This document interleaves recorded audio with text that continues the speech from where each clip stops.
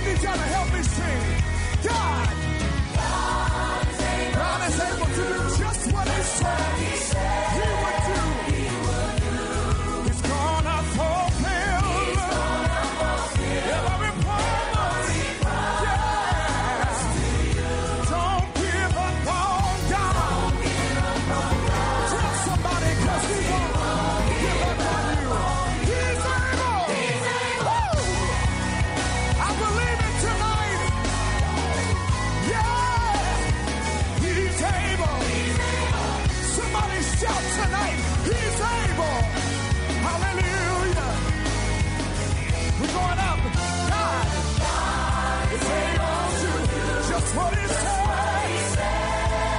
he would do. He's gonna. A very good clap offering unto Jesus. Hallelujah. Shout hallelujah. Shall we just say thank you to the Lord Jesus? Ẹ jẹ́ kí a sọ wípé Jésù ó ṣeun. Say thank you to the Lord Jesus. Sọ wípé Jésù ó ṣeun. Bí èèyàn ṣe pọ̀ tó nínú ayé, As many as people are in the world, Olúwa ò rántí mi. God, you remember me. Just thank him this morning. Dúpẹ́ lọ́wọ́ rẹ̀ ní òwúrọ̀ yìí. Thank him this morning. Dúpẹ́ lọ́wọ́ rẹ̀ ní òwúrọ̀ yìí. Thank him this morning. Dúpẹ́ ní ọwọ́ rẹ̀ ní òwúrọ̀ yìí. Thank him this morning. Dúpẹ́ lọ́wọ́ rẹ̀ lóòrọ̀ Just say yìí. thank you, Sọ Jesus. wípé Jésù ó ṣe o. Thank you, Ó Jesus. ṣe o Jésù. Thank you, Jesus. Jésù ó ṣe o. Thank you, Jesus. Jésù ó ṣe. Can you just go ahead and Ẹ thank jẹ́ him this tẹ̀síwájú morning? láti dúpẹ́ lọ́wọ́ rẹ̀. Just go ahead and thank him this Tẹ̀síwájú láti morning. dúpẹ́ lọ́wọ́ rẹ̀ láàárọ̀ yìí. Glory be to the name of the Ògo ni Lord. fún orúkọ Olúwa.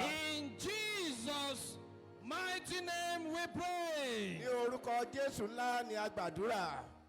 Àdúrà tí wàá kọ́kọ́ gbà lówùúrọ̀ yìí The nìyí. first prayer you are going to pray this morning, Mo dẹ̀ fẹ́ kó gbà á dáadáa. and I want you to pray it very well. Wàá pe orúkọ Jésù You lẹ́ẹ̀kan try ṣoṣo. the name of Jesus Christ once. Wàá ní Olúwa, You will say, Lord, ìdájọ́ àwọn ẹni ibi àti ìka ènìyàn. the judgment of the wicked Má and jẹ́ ó evil dúró people, lórí ayé mi. let it not hold Má hand jẹ́ ó over dúró me. lórí ayé àwọn ọmọ Let mi. it not hold hand over me. lórí ayé àwọn ọmọ Let it not hold upon the life of my children. of the evil and wicked ones. Ìdájọ́ àwọn ẹni bí àti ìkẹyìn. Let it not stand upon my life. Ìyá kó dúró lórí Can I hear you cry to the Lord this morning? Can I hear you lift up your voice and talk to the Lord? The judgment of the evil ones, the judgment of the wicked ones, let it not stand over my life. Let it not stand over the life of my children. In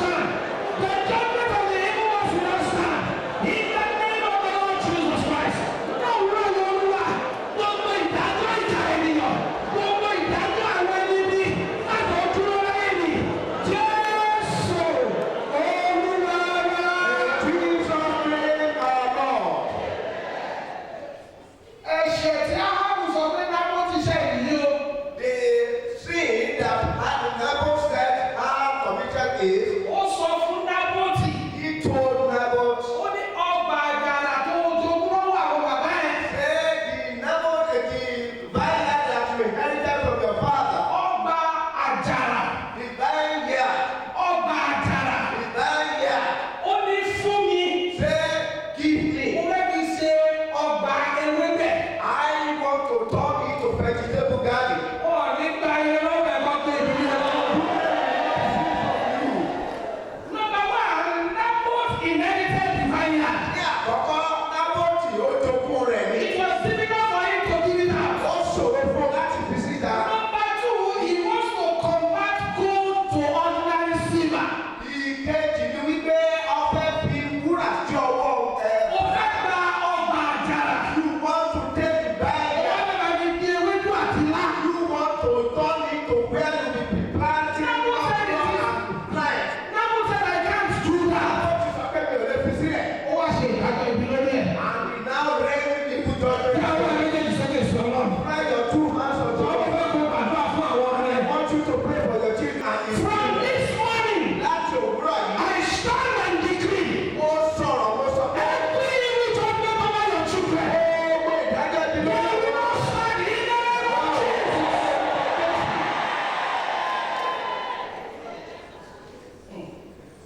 The Bible says, whosoever break an edge, ó ní ẹnikẹ́ni tí ó bá dá ọba àgàrà, hey, the snake will bite. ó ní oyin ètò yóò sàn. Everybody that pronounce any evil judgment over your children, Ẹnikẹ́ni tí ó bá sọ àìdájọ́ lórí àwọn this ọ̀rọ̀ morning, láti òwúrọ̀ the yìí, judgment fall back to them in the name of Jesus. Those judgments will not stand. No evil judgment kò sí ìdájọ́ ibi that is pronounced into your life, tí ẹnikẹ́ni sọ sí that is àjọ pronounced into the lives of your children, àti ayé àwọn ọmọ will ever stand in the name of Jesus. Put your hands together for Jesus. ẹ pàtẹ́wọ́ fún Jésù Olúwa. Please take your seat. Ẹ jókòó. The Lord told me to tell you to pray that prayer Ọlọ́run sọ fún mi wípé kí n sọ fún yín láti gbàdúrà yẹn while I was meditating this morning. nígbà tí mo ṣe àṣàrò ní òwúrọ̀. Because if people gather together Nítorí pé bí àwọn ènìyàn bá péjọpọ̀ and pronounce evil judgment, tí wọ́n sì sọ ìdájọ́ ibi, and you don't pray to avert such judgment, bí ènìyàn ò sì gbàdúrà láti mú un kúrò, you may end up like Naboth. irú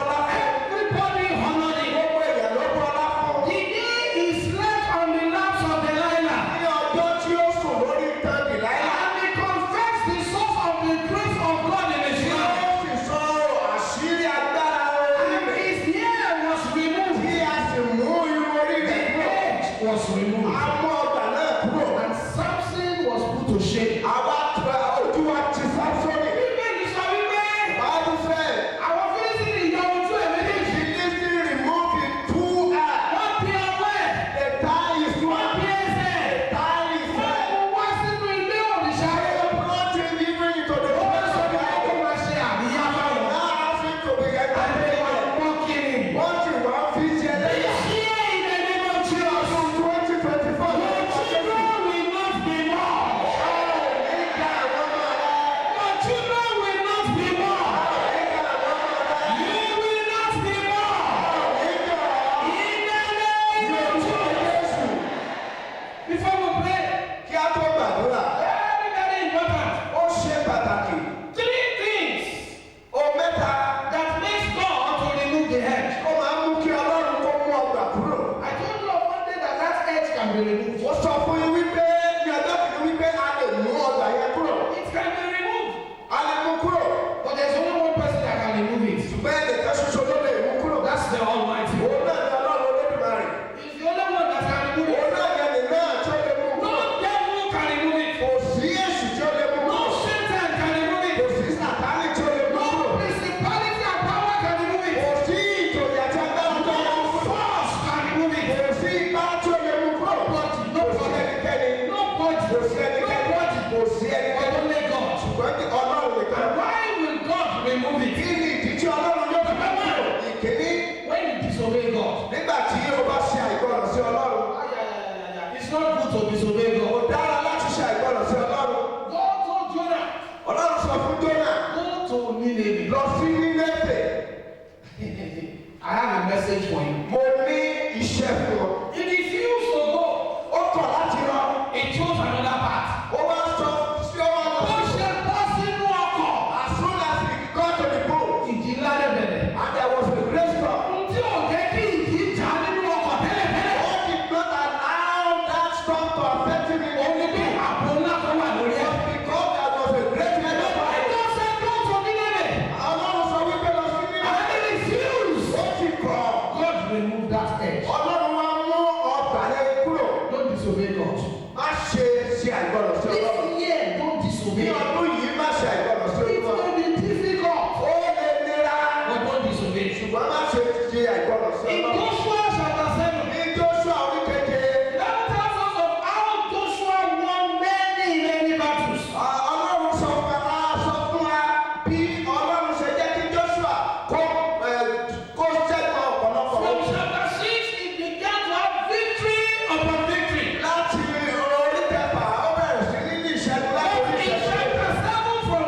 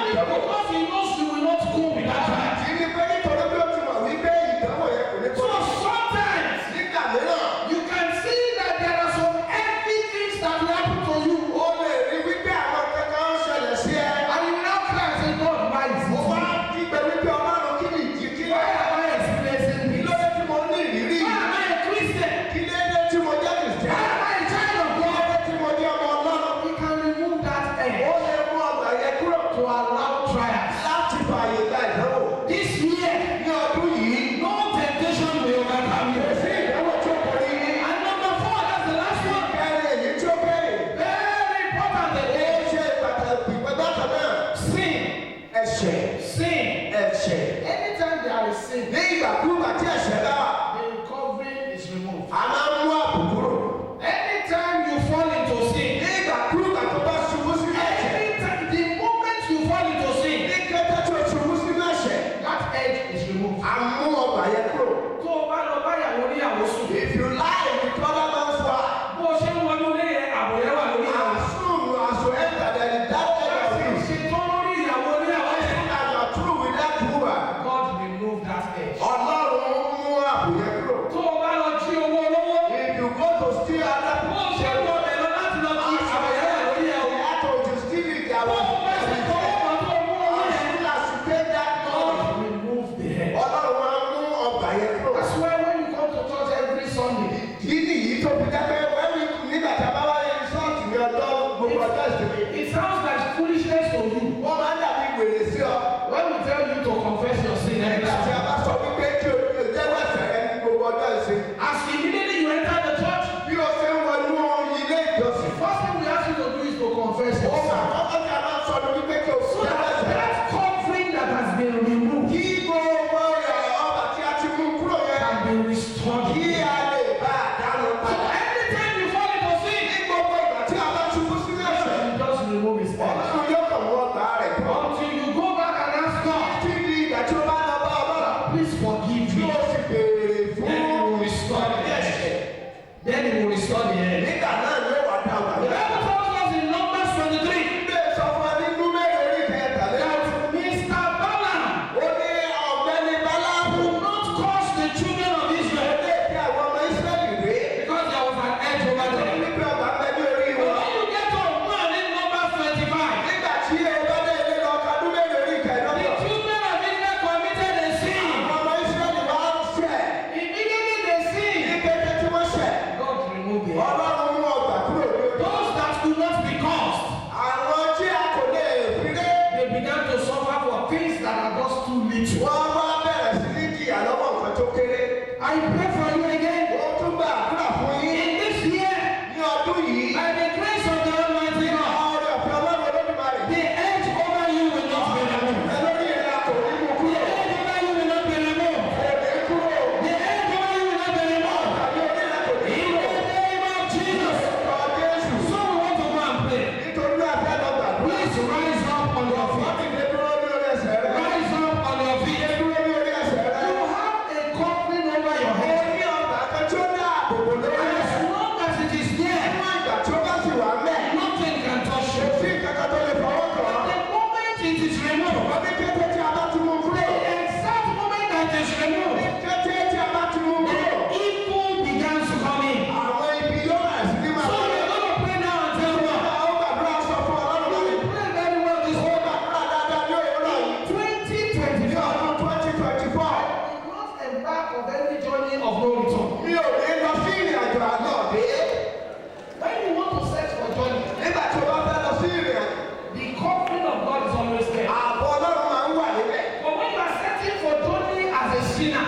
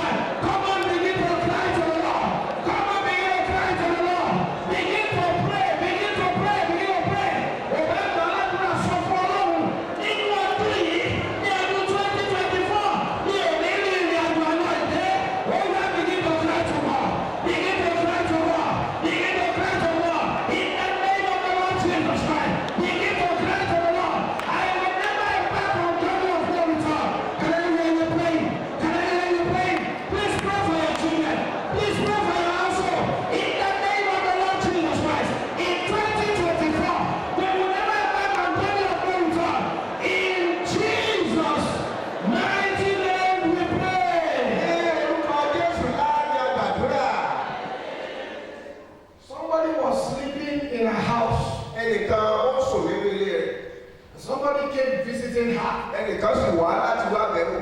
That one carried the baby Ẹnìyẹn sì gbé ọmọ lọ. and was dancing with the baby and went outside. Ó sì ń bá ọmọ jó, ó sì gbé ọmọ lọ síta.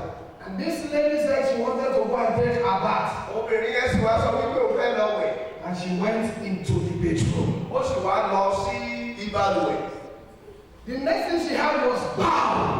Ohun tó tún máa dán ni gbàm. When she looked back, Nígbà tó bojú wẹ̀yìn, she saw a trailer enter into her room. ó wá rí ọkọ̀ àjàgbé tó wọnú ilé rẹ̀. Exactly on her bed. Ibi tí ibùsùn rẹ̀ wà. Exactly where the baby was. Ibi tí ọmọ wà. This year, Ní ọdún yìí, that covering of the Almighty, ààbò Ọlọ́run Olódùmarè it yìí. will not be removed from your head. This year, Ní ọdún yìí, that edge of God ààbò Ọlọ́run yẹn over your life lórí ayé rẹ̀. will not be removed in the name of Jesus. In Genesis 47, Ní Genesis orí kẹtàdínláàádọ́ta, Bible tells us that Israel lived in a place called Goshen. Bíbélì sọ wípé àwọn ọmọ Ísírẹ́lì ń gbé ní ibi tí a pè ní Góṣẹ́nì. Ṣé ẹgbẹ́ ibi tí Bíbélì pè ní Goshen? Do you know where the Bible called Goshen? Nígbà tí ikú pa ọmọdé, Why the death is rampaging tí ikú pa àgbàlagbà, and is killing the elderly. nígbà tí ẹ̀sán ń bẹ ilẹ̀ Egypt. There was pestilence in Ọlọ́run sọ fún Israẹli pé ṣe níbú yìí o. the Lord said this place, Goshen ni ikú ò lè débẹ̀. may that Goshen, there cannot Tí be. ikú bá dẹ́nu ọ̀nà ẹ̀ á padà. If it get to the entrance, Tí ẹ̀sán bá dẹ́nu ọ̀nà ẹ̀ á padà. the sickness get to the Torí pé entrance, Goshen ni ibẹ̀ yẹn. because it was Máa Goshen. pariwo Jésù. You will cry, Jesus, Mú èmi àti ìdílé mi wọ Goshen lọ. take me and my household to Mú èmi Goshen. àti àwọn ọmọ mi wọ Goshen lọ. Me and my If you like, don't talk to God.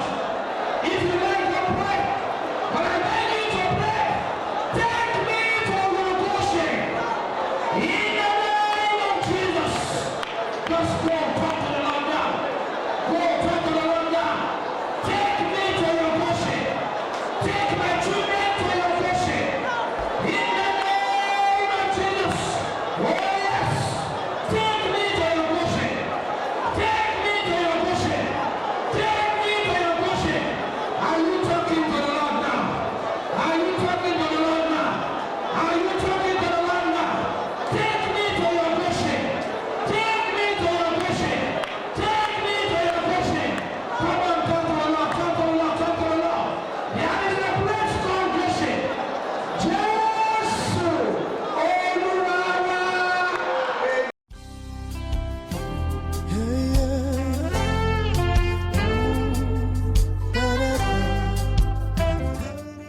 Join the Diocese of Omu-Aran every second Sunday of the month for a prayer convocation tagged Grace from Above. Grace is an essential part of God's character. Come and be blessed. Jesus is Lord.